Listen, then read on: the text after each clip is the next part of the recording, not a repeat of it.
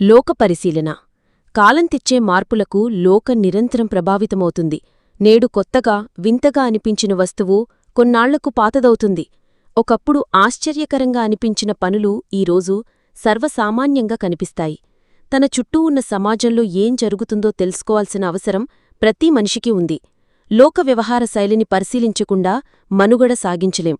తామేంటో లోకానికి చాటాలని అందరూ అనుకుంటారు. అందుకోసం ముందుగా లోకాన్ని పరిశీలించాలి. జన వ్యవహారం తెలుసుకోవాలి. అప్పుడే ఇతరుల కన్నా భిన్నంగా ఆలోచించి తగిన గుర్తింపు పొందగలుగుతారు. కొంతమందికి శాస్త్రజ్ఞానం కొరవడినా లోకజ్ఞానం పుష్కలంగా ఉంటుంది. దాంతో వారు వ్యక్తుల స్వభావాన్ని గుర్తెరిగి నడుచుకుంటూ తమ పనుల్ని చక్కబెట్టుకుంటారు. ఇదంతా ఒకరు నేర్పిస్తే వచ్చే విద్య కాదు, సమాజాన్ని పరిశీలించడం ద్వారా తనంతట తానుగా నేర్చుకునేది. ఉన్నచోటే ఉండిపోతే బావిలో కప్పు పరిస్థితి అవుతుంది. సిద్ధార్థుడిగా అంతఃపుర జీవనం సాగించినంతకాలం ఆయన అందరిలాగే ఉండేవాడు.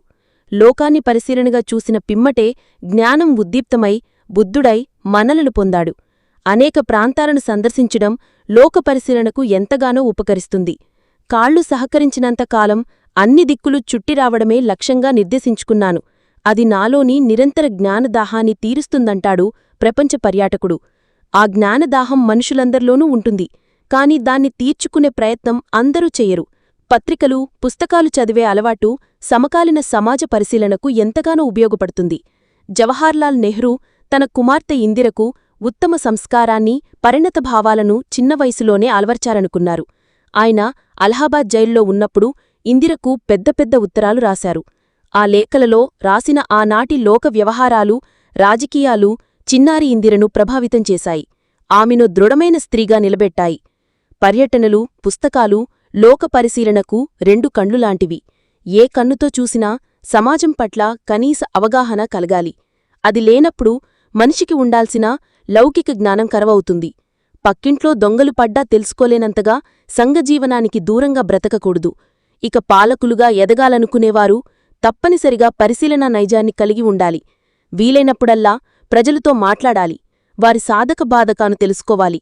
ప్రభువులకు గూఢచారులే కన్నులుగా ఉంటారని చాణుక్యుడు అన్నాడు.